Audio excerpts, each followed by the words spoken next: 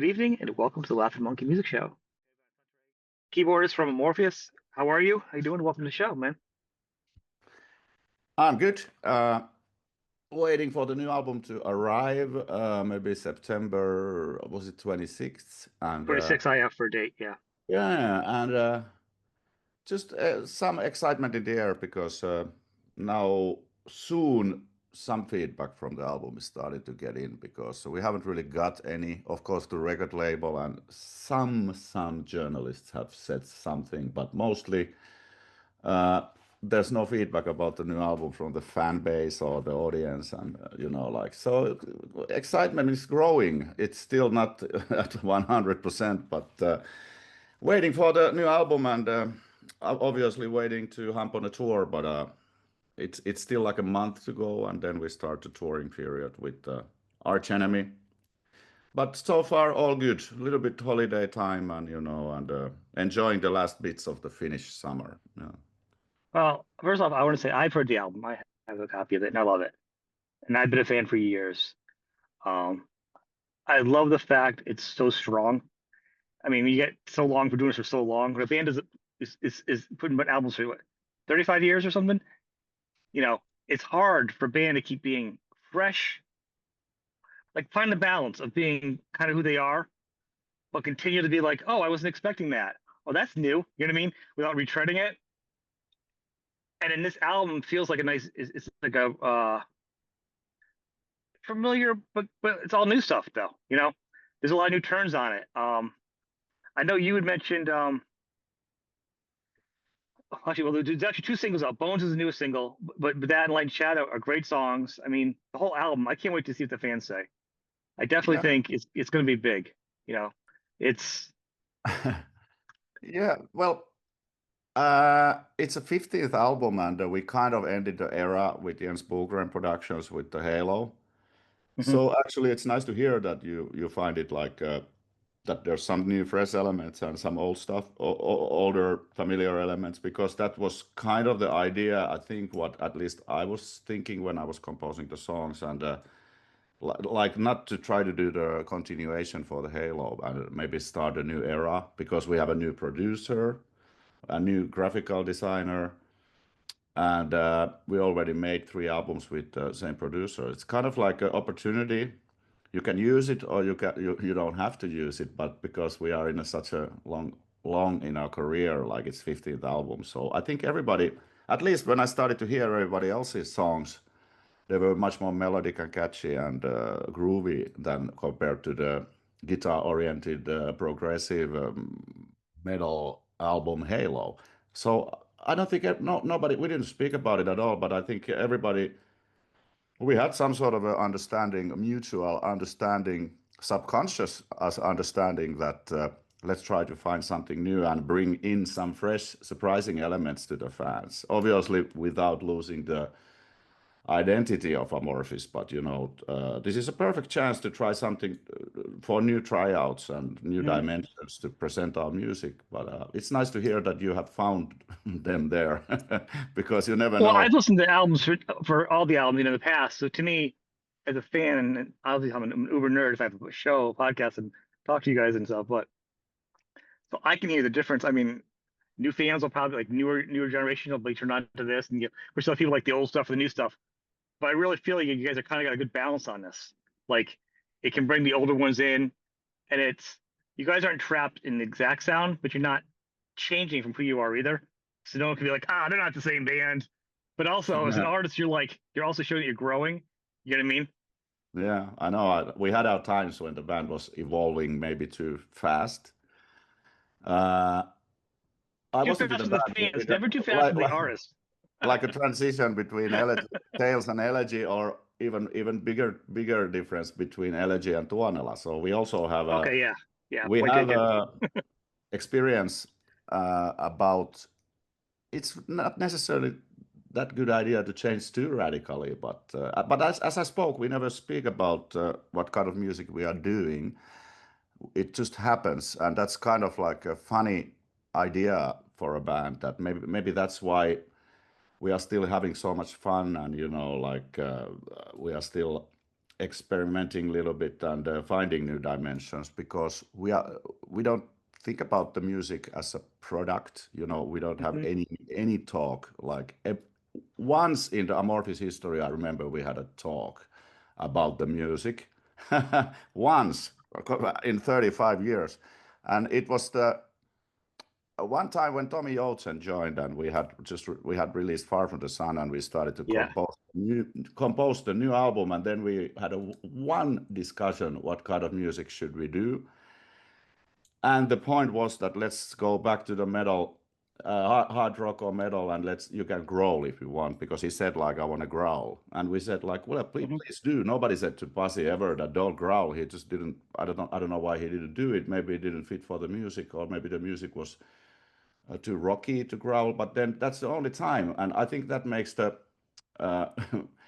being in Amorphis and composing for the Amorphis very interesting, because we don't consider the music as kind of like a product that we have some meetings where we talk about like what kind of music should we do, and then everybody thinks like what would be the best. No, we never have that discussion, you know. Sometimes It's pretty amazing. sometimes we may talk about some old albums, like holy shit, Yeah. what were we thinking? But those albums are like they're like history, and you know, they are our legacy. So we kind of like it's more like a humor oriented kind of like a approach. But we never talk about, we never plan the new music. It just happens, and maybe that's why it sounds so fresh and interesting, especially the Borderland album, because somehow everybody started to bring new fresh elements and new surprising dimensions to the music. Maybe because we walk certain path with Jens Bogren, with Under the Red Cloud, Queen of Time, and Halo, like that you just, nobody wanted to do like a Halo Part 2 or a continuation of that production style. So we wanted to do something else. And because we changed the new producer to Jakob Hansen from Denmark, it was a perfect opportunity. It was kind of like a leap to an unknown. We totally took a risk, because we didn't know his working habits. We didn't know how he's gonna approach the music. Luckily, he basically said that you guys have to do the music and arrangements. I'm not gonna do it, which was kind of like a shock for us, because Jens Bogren was very strict with the music and all the arrangements. Yeah. But no, Jacob said like, you guys can do it, just do it. And luckily, all the demos which ended up to the album production were very well arranged already, so we didn't panic. We just started to practice the songs as they were in the demo phase, and if there was some shit, then it was straighten up, but very easy. Yeah, but you've been doing it so long though, right? I mean, you know each other, you know what was going to happen coming into the studio yourself at this point. You know, you've been doing it so long. Yeah, we have kind of roles, you know. We never spoke about those either, but yeah, after. Wait, what do you guys talk about? You don't talk about the music or the roles? No, life in general, and just joking. I know, I'm playing. No, we don't really talk about it, but no, we have pretty strong roles. Like we've been making so many albums with this lineup. Okay, excluding the ex-bass player, but everybody pretty much knows everybody else's like strong points. I wouldn't say weak points, because I don't really know if there is in this kind of genre, like what basically we can do whatever we want without any restrictions. But yeah, the roles are clear, so it's very, if you arrange the song pretty well, it most likely will come out 90%, 95% as it was actually planned in your home studio. So it's kind of safe. You know, they don't change drastically in the studio, never. I'm sorry, so everyone writes separately and then you guys bring them in? Because I know, like you said, you wrote Bones. Like, what is the process to like compile the songs and then bring them to decide?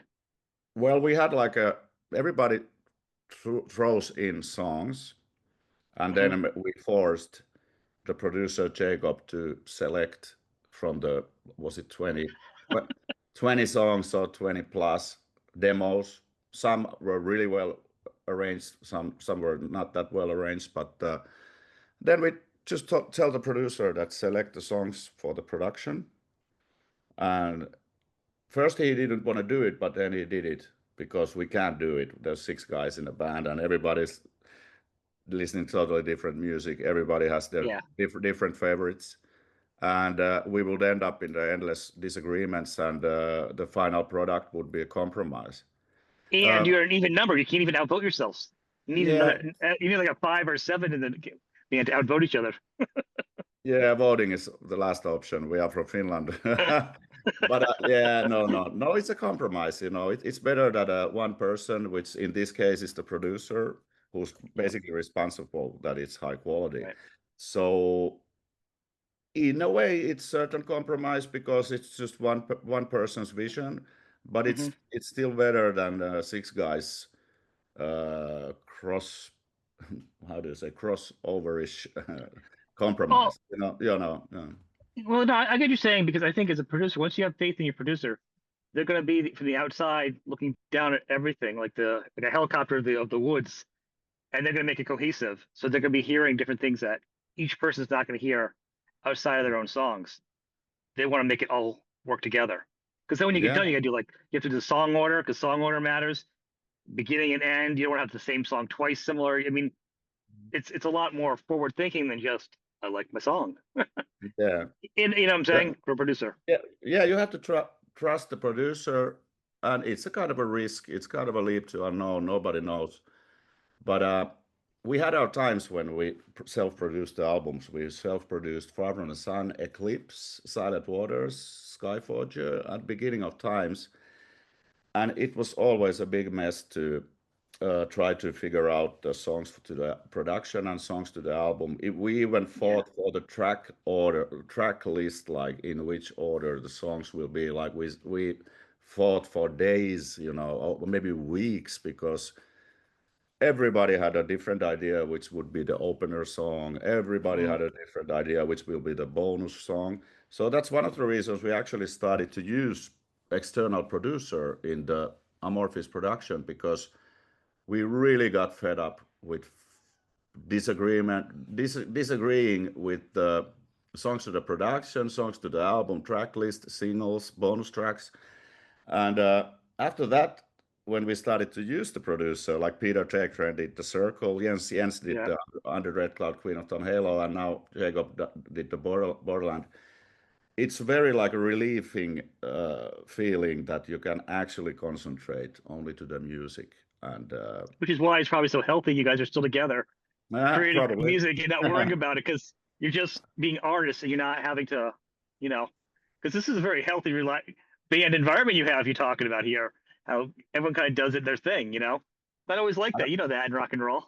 I don't think nobody wants to go back to those times when we had to self-produce. And I think we made the right choices eventually, but still it was very rough. I'm gonna go back and listen now, knowing this talk, because to me, listening to them, they don't stand out like, oh my god, this is like night and day. You guys pulled it off at the end. I don't know how much hair you pulled out. A You know what lot I'm of, saying? a lot But of, yeah. your music stays pretty cohesive as far as like the production and stuff goes. It doesn't feel like you're like way out of control. Yeah, And some bands have done that, and it's been pretty bad.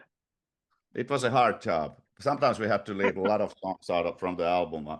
Like I think Far From the Sun we had 5 bonus tracks, and in Circle we had also 5.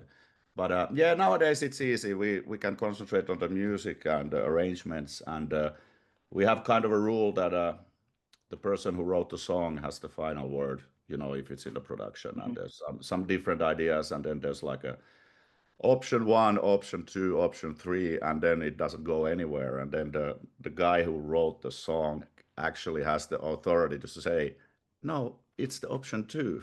Case closed. Let's move on. I like that. So when you guys are demoing out a song, I mean, every band does it differently. Some people just like a melody or a guitar riff or something. And your keyboards, are you coming in because like a lot of people are like nowadays they're multi instruments with their own studios and play different instruments. Are you coming in with like a rough track of like keyboards, some guitar outlines, some vocals? Like, what are you coming in with like when you demoing songs? Is it similar for everybody? Like, how much of the song's written out? You follow what I'm saying? Are you writing just your own part, or do you have ideas for everybody? when you write a song? Well, it depends. If it needs ideas, somebody else's song, it needs ideas. Yeah, absolutely, I can do like. No, piano is a very good example because not most of the. I don't think there's any other like keyboard player in the band. Ollie plays some, but I mean like a proper piano Right, arrangement. right. Maybe if the like a strong ballad needs something, I can bring in something, but mostly we just play how it is. And obviously, if I'm a keyboard player, I'm pretty fucking bad guitarist, but I make a lot of I arrange them all with guitars and basses. Obviously, if there's some kind of like riffs which are not totally working, as I can straighten Right, them up, or Tommy, and also when the guys sent me their demos, and there's like a kind of like a weird keyboard stuff, which is not necessarily because it's a bad idea, but it's just performed like or made quickly just on top of the just to right. give a hint or idea for me. Then I may a little bit change it, but pretty much like 90% of what you hear in an album, they already came from the home studios, 90 to 95. But Wow. the vocals are always done separately after the song selections and stuff. There would be too much work to and a lot of pain in the ass, if you work for vocals for 25 songs and then the producer says like, hey, let's throw these 15 songs away and let's put Oh, 10. So basically, the vocal production starts only after when the song selections are made. So there's no extra work that much, only for the bonus tracks and stuff. right. Well, because yeah, I mean, because some artists, I know some bands, there's like two songwriters. They come in, they just hand out, tapes to people. They're like, "This is what we're doing. You learn your parts." In some places, they come in, they're like, "I'm not a guitar player, but here's some riffs. Here's what I'm sketching out for an idea. Take it and expand if you can." You know what I'm saying? That's what I'm Yeah. kind of asking. Like, where are we as a band? Is everyone kind of like some people have full parts, some people sketch it out because it seems like everyone kind of just rolls with it anyhow. That's why I just kind of get an idea of the process with you guys. You know? Yeah, it could be like that. And it was more like that in the 10, 15 years ago. Nowadays, the songs are that well arranged. I would say 95% is 90% is already what comes from the demo studio. I even have in my songs all the fills, all the drum fills and how the bass line goes with the fill and stuff. So Oh wow. so they are like pretty much as they are. If there's some weird shit going on, maybe the producer can say like there's too much stuff, there's Yeah. like three different elements. But actually, Jacob didn't say basically anything, and because he said like to us that I'm different producer than the previous one. Like I'm not gonna make the music for you guys. I'm gonna you guys make the music and I control from the objective side. Like I got That can be great or that can be horrible, no, well, depending on the band. it was kind of a shock because we got used to Jens Bogren's style that he takes every note and and he really makes the band work as hard as they can. But luckily we have the history that we have the self-producing era with Right. Eclipse, Silentwater, Skyforger. So we were just shocked that holy shit, we have to go back in those days. But actually it was very relieving and everybody was happy to have more artistic freedom and just the band. It's more like a band album. And as we spoke with Jan, the drummer, that it actually the Borderland actually sounds pretty much like what Amorphis sounds. There is not so much Yeah. any extra elements. There is what we do when we do a live show. I basically what I hear in my headphones is like keyboards, ESA, rhythm guitars, and the rest of that. There's not so much like a crusting and not so Mhm. much extra element. It's pretty sounds pretty much like a band album with a great fat enormous sound by Jacob Hansen, which is kind of like a funny thing. So there's bits and hits from the past, from the self-production times, and also the modern Amorphis with much more catchier and more tricks in the songs, Right. better arrangements and stuff. Well, I think you've had so much of everything now. So like you've been trained, so you know what to do for everything. What are you doing with your extra songs? Because obviously, if you write a bunch of songs, they're not going to go in the band. What do you do with all your extra songs? So you got another idea for them?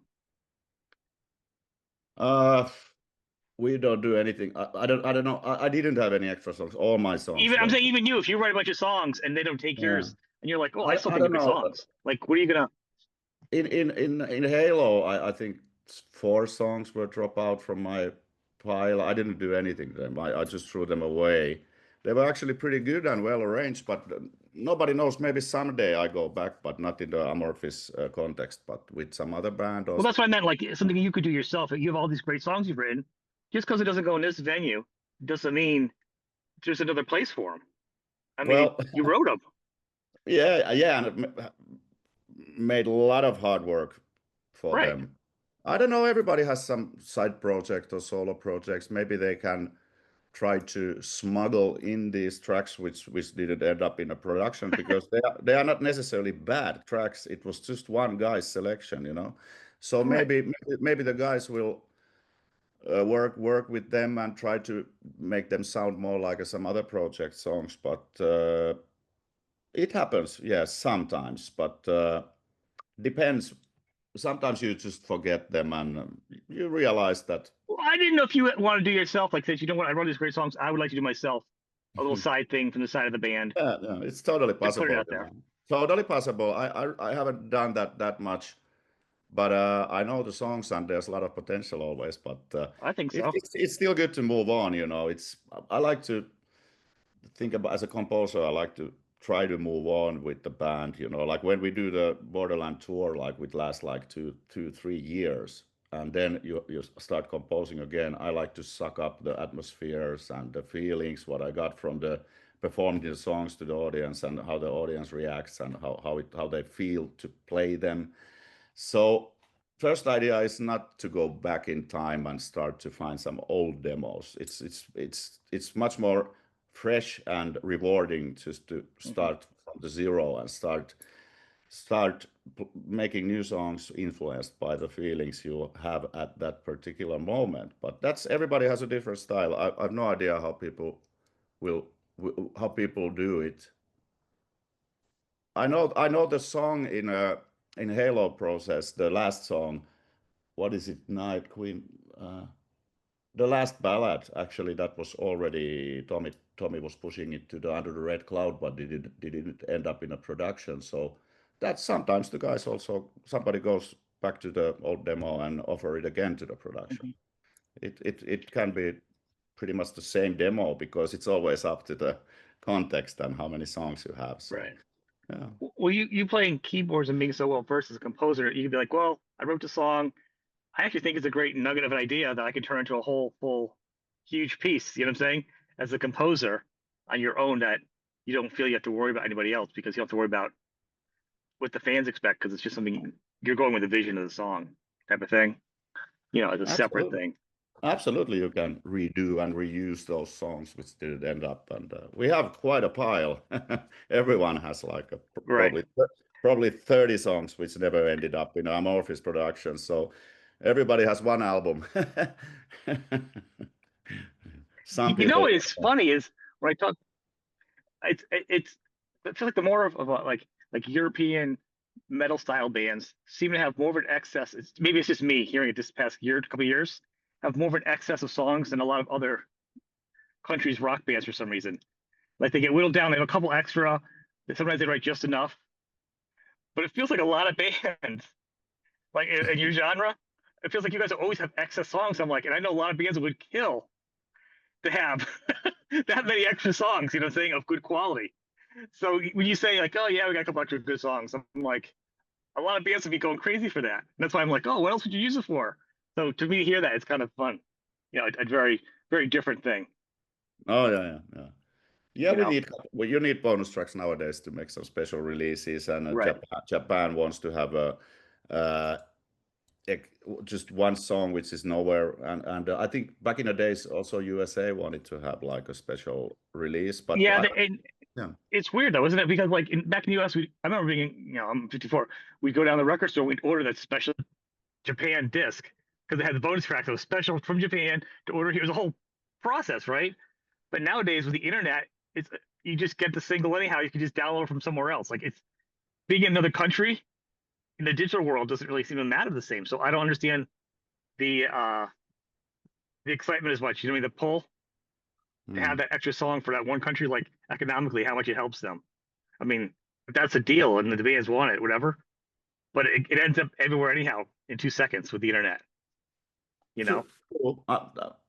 I don't really know. It has something to do with the home market and also to be able to export. But that's music business. I'm not that interested in. I know I I'm do saying it's good. I don't mind them I do doing it. the, I'm I just do saying I I don't do the understand myself. I do the performing and the music part, and I don't really want to talk about the side effects or reasoning how the music business goes. But Yeah, yeah, as you said, understood. it's probably easier nowadays to be able to hear the bonus tracks and stuff like that because of the streaming services. But that's a good thing, right? I think it's great. I just never knew. Something I got to figure. I'm going to find out. There's still got to be a plus for them. I'm not a business guy either. I'm not really so over the top. I'm like, I wonder what the bonus is now because you just kind of get it everywhere. Like that's all. With the tour though, like so, this album is a good tie-in album itself. Like it really does feel like it is a lot of the music together in a way. It's I think a lot of these songs will fit great in live because a lot of other songs that you play that might seem different than other albums. This album kind of pulls everything together. You know, are you gonna try to put a lot of these songs in live, or do you feel like you have like these songs you have to do as opposed to a couple new singles and you want to play some new music? Like this is always a challenge before the tour, the band, the set list. Well, it's always a challenge for a band who has 15 albums. It's Yeah. we can't even play one song per album, so we have to make pretty hard decisions. But yeah, absolutely. Amorphis has had the style that when the new album comes, we always smuggle in at least 4 to 5 songs, maybe 5 songs, Wow, that's good. because we are promoting the new album and we are proud of it and we want to actually play them. But obviously, you have a lot of songs also which you have to play, like the biggest hits, and sometimes we always smuggle in some special songs. Hmm. So I don't know. It's getting much more harder in a when you have like 15 albums and some of them are actually quite successful, or at least they have some songs people want to see and hear. So one option is to also keep the fans happy to make some sort of anniversary special shows every now and then. What we've been doing, like play Yeah. one album as it is, or one decade as it is. What we did with the Magic and Mayhem tour, that we Hmm. played the first 90s songs, because it's starts to be pretty complicated to keep everybody happy because there's so many albums and so Right. many famous songs, but we try to make a as good set list as we can, and but also promote the new album as well as we can and play the new album. But eventually, the if somebody only likes some particular era or one particular Right. album, he or she has to come to see the anniversary shows, which we Yeah. try to do every now and then. Of course, it's very difficult. It takes a lot of time. It takes a lot of production because we have to change everything. But we've done those. We did the Eclipse tour, then we did the Hmm. acoustic tour, then I think we've done we were supposed to do the Tales tour when the Corona hit. We had like a Hmm. massive world tour booked for the Tales for the Thousand Lakes, but it got cancelled because of the COVID. But yeah, Gotcha. we try to keep everybody happy and give some special experiences throughout the I think that's the anniversary. best way. I remember, Mm, when people first started doing these anniversary things many years back, and people were like, oh, it's a cash grab, which I hate that phrase. I'm like, if you're a musician, you get paid, do whatever you want to do. It's your music. But when the bands did a couple of those anniversary things early on, people were like, oh, it's lame. No, because that allows you to do the older stuff the fans like and still let them celebrate it. And as an artist, still get to do new music. So it's the best of both worlds. And as you get younger fans that didn't get to see you do the early stuff, they can celebrate that album. If you're older, you can re-celebrate it. And then you go to the next tour, you can see a new album. So it's like not the same greatest hits tour every time. I think that the danger is some bands go off of streaming numbers. What are the most popular songs? There's a built-in set list right there that's gonna be a hit, right? Because they're the most popular songs. But as a fan every year that you're a deep fan, it gets kind mm, of boring. You know what I mean? So when bands do like you do, a lot of songs in there and anniversary albums, it's way more fun. mm. I don't You know. know, It's a little bit depends. But personally, I'm not saying we do set lists like that, but personally, if I want to go see Iron Maiden, I don't mind if they play all the classics. You know, thank you.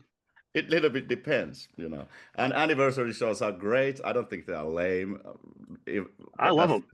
that's just my humble opinion. But I love them because then you can actually go back to the times when you were listening to the album from the Right. beginning till the end and from the beginning till the end. You know, it's very much fun and uh, no problem. And I also like the normal shows where the bands play like modern stuff and older stuff because there's also huge variety. You know, when you see a band you like from the 80s and now Yeah. they're still going and there's a huge variety. That's actually fun and interesting. Yeah.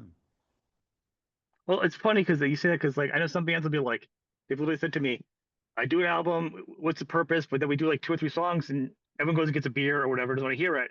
We put a song out, whatever. He goes, but then, it's frustrating because no one wants to hear it. They'll say, but in the same example, they'll use Iron Maiden. They'll go, but I went and saw Iron Maiden and did the entire new album and I just wanted to hear the hits. I didn't want to hear anything new myself. Like they go, I'm guilty of the same thing, you know? So it's funny to be that weird, paradox of me It as a is a fan, I'm happy to hear new music live. I'm so happy yeah. when they play new music. Yeah, yeah, anything goes, but I the classic anniversary shows are always very nice to see some. Yeah, Well, you know, we supported Metallica when they did the Black Album. That was kind of a fun, you know, and no new stuff and only Black Album. It's not my absolute favorite, but it's still right. totally fine. It's still It's totally still fine. fun. Yeah, yeah. Oh yeah, but I mean, Metallica's done a thing. A lot of bands can do 3 nights. Of you guys, all different albums and tours, and that's what becomes fun and creative as an artist. Are you guys set? Are you guys done with your set list, getting ready for the show, the tours and stuff for this tour, or you still figuring it out? Well, we have, I think it's coming together pretty soon, but Who we makes that decision? Since you guys are so diplomatic, where does that well, choice come from? nobody makes that decision. We have to talk Oh, about it, oh, that one. Okay. talk about it, and come to some sort of a solution. Luckily, we're gonna tour like 3 years or 2 years at least, so Okay. everybody understands at this point that if my favorite song is not in this first part of the like a first year, it will come in the next. So I don't think there's like a Okay. big arguments there, but we will play a lot of new stuff, but also we will play all the classics and something else too. Obviously, I think that's our style. Awesome. Yeah. I definitely. I mean, I think Bones is totally top notch too. I know that was yours, and so congrats on that one. That is the perfect blend of heavy melody, which Yeah, is so hard to it's do without being not cheesy, but it can be just I don't know if you get too melodic or too heavy each way, it can overtake the song. You know what I mean? And feel like the other part is being too pushed in. To get both sides of it balanced is really the trick. You know? absolutely, yeah. That's the goal always. That, but with Bones, the idea was just to make a super heavy song for the guys, Yeah. uh, and also with the melodic touch when it opens up. You Yeah. know, after all the pushing, you know, and aggression, and then it opens up and really goes to the melodic side of the world. That was kind of the idea. I also think that that song turned out pretty nicely. It's probably my favorite off the album. I'll be honest with you. The Nice. beginning, the power, the ends. It's very dramatic. It's very much of a soundscape. If you Yeah. could soundtrack for some powerful movie, you could actually make that a soundtrack because it's some very powerful music. Let's think You know, about it. Huh. yeah, right. We could do some. We have to do some very dramatic, like big production movie though, because the music's very powerful. Um, so to wrap up, I just want to say I want to thank you for giving me some time today. I've been a fan for many years, and I love getting albums like this. Doing this for me, it's like a gift to get it early and hear it and get to talk to you. It's so much fun. Nice to hear. With somebody who I respect, and especially when the album's a home run. I mean, you never know what you're gonna get. So it's always a treat to really be like, I really can't wait to talk to him because I really have been listening to the album a lot, type of deal. Um, Yeah. the fans We, are gonna like it. They yeah. really are. I Let's think see. I think it's gonna Let's be see. a. That's the only thing that matters. That our audience and fan base really likes it because that makes the show go on. You know. I'm saying I actually think it's gonna be more of a definitely a big thing where it's not gonna be like, oh, I like this album, I like this song, I like these songs. Like, but sometimes an album can kind of split your fans for each album. You're not gonna lose them, but they're like, nah, I like the other album better. Oh, I like this sound. I think this is a right down the middle thing where the fans are gonna be like, yeah, I'm digging it. They may have favorite songs, but it's like a, it's definitely down the middle for all the fans. You know, Yeah, that's kind of normal. I do the same all the time they when do I the listen same. to bands. Like, yeah, I like the first album. I know, but I'm saying, but this has got a lot of extra stuff in it. Yeah, yeah. For the fans. So people, Borderlands, September 26th. Raining Phoenix Music. I want to thank you, man, for being on the show. It's been awesome. Thank Hopefully, you. I'll see you on tour one of these days. Harder because I'm in Absolutely. America, but we'll Yeah, yeah. We we'll will take come care. to America also. I don't have the dates yet, but let's see soon. Hopefully soon. Thank you, Yeah. man. You Bye take bye. care. Bye Thank bye. you. Bye bye. You too.